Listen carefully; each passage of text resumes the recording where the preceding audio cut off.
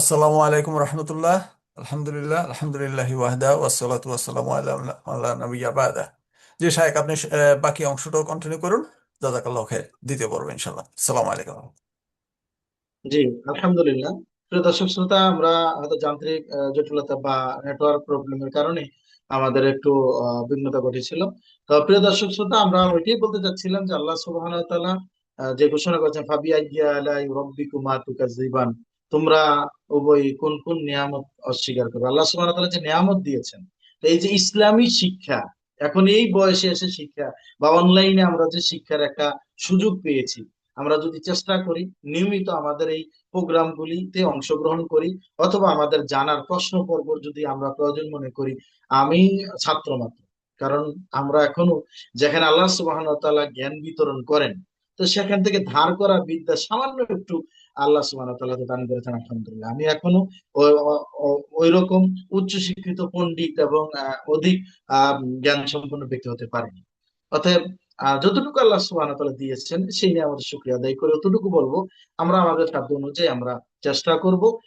Hour hope Canada, এই যে বিষয়টা রয়েছে, আমাদের জাবের ভাই এবং আমাদের নাইম ভাই সহ যে সকল ভাইয়েরা বিভিন্ন জায়গা থেকে আহ এই প্রচেষ্টা এবং এই যে অনলাইনের কোরআন হাদিস শিক্ষা গ্রহণ করার যে বিষয় রয়েছে, পরবর্তীতে ইনশাআল্লাহ আমরা আমরা অন্তরের ব্যাপারে, অর্থাৎ মনের রোগ বা অন্তরের যে বিষয়গুলি রয়েছে, এই বিষয়গুলি নিয়ে একটা একটা পর্ব করে আমরা জানানোর চেষ্টা করবো ইনশাআল্লাহ। কারণ আমাদের নৈতিকতা ভিত্তিটা তৈরি করতে হবে।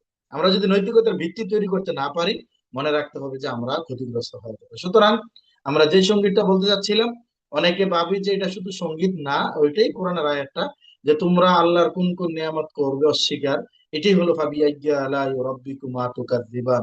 সুতরাং আসুন আমরা আমাদের অবস্থান থেকে আমাদের হিতাকাঙ্ক্ষী শুভাকাঙ্ক্ষী বন্ধু বান্ধব আত্মীয় স্বজন, আমাদের পরিবারে কোরআন সুন্নাহর দার্স দেওয়া, তালিম দেওয়া, শিক্ষা দেওয়ার ব্যাপারে একটু অগ্রণী ভূমিকা পালন করি।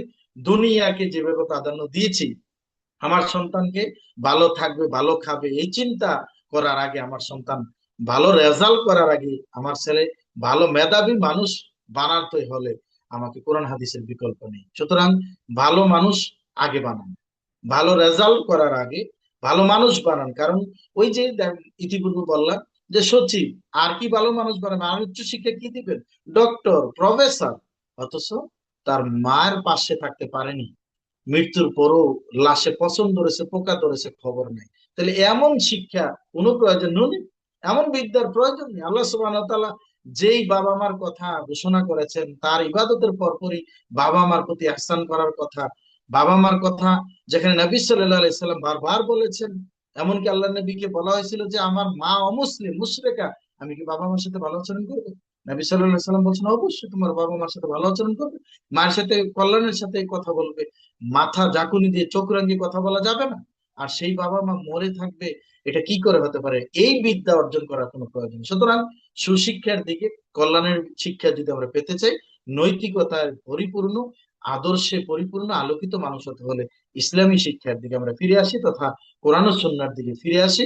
আমাদের আমলগুলি কবুল করাতে হলে, আমলে সলে হিসাবে কবুল করাতে হলে ইসলামী শিক্ষার বিকল্প নেই। আল্লাহ সুবহানাহু ওয়া তাআলা আমাদের প্রতি দয়া করুন। কাছে এবং দূরে যারা ছিলেন সকলকে শুভেচ্ছা অভিনন্দন জানিয়ে আজকে আমাদের লাইভ প্রোগ্রাম এখানে শেষ করছি। আসসালামু আলাইকুম ওয়া রাহমাতুল্লাহ। ওয়ালাইকুম আসসালাম ওয়া রাহমাতুল্লাহি ওয়া বারাকাতুহু। মাশাআল্লাহ, জাযাকাল্লাহু খাইর ওয়া আহসানুল জাযা। হাইয়াকুমুল্লাহ ওয়া বারাকাল্লাহু ফিকুম। বারাকাল্লাহু ফি ইলমিক ওয়া হায়াতিক। মাশাআল্লাহ, আমাদের উস্তাদ শেখ ডক্টর শফিকুল ইসলাম হাফিজাহুল্লাহ খুব চমৎকার আলোচনা করেছেন। আল্লাহ তাআলার কাছে দোয়া করি আল্লাহ তাআলা তিনার হায়াতে এবং ইলমে বারাকা দান করুন, আমিন। এবং তিনি যতদিন বেঁচে আছেন ততদিন পর্যন্ত আল্লাহ তাআলা তিনাকে কোরআন এবং সেই সুন্নাহর একজন খাদিম হিসেবে সকলকে, আমাদের আমিন। সবাইকে তিনার সাথে কবুল করুন। সংশ্লিষ্ট সকলকে আল্লাহ কবুল করুক। আমিন। আমিন আমিন। আমিন। তো আমি শাইখকে আবারও ধন্যবাদ জানাচ্ছি আমাদেরকে সময় দেওয়ার জন্য, হাজার সফরের মধ্যে, যেহেতু আপনি হজের সফরে আছেন। ধন্যবাদ দেওয়ার প্রয়োজন নেই, মানে বরং আমি আল্লাহর কাছে শুকরিয়া আদায় করি, আপনাদের কৃতজ্ঞতা প্রকাশ করছি যে আপনারা আমার মতন অদমকে এই সুযোগ করে দিয়েছেন কথা বলার, সেজন্য আল্লাহ সুবহানাহু ওয়া তাআলার প্রশংসা আদায় করি।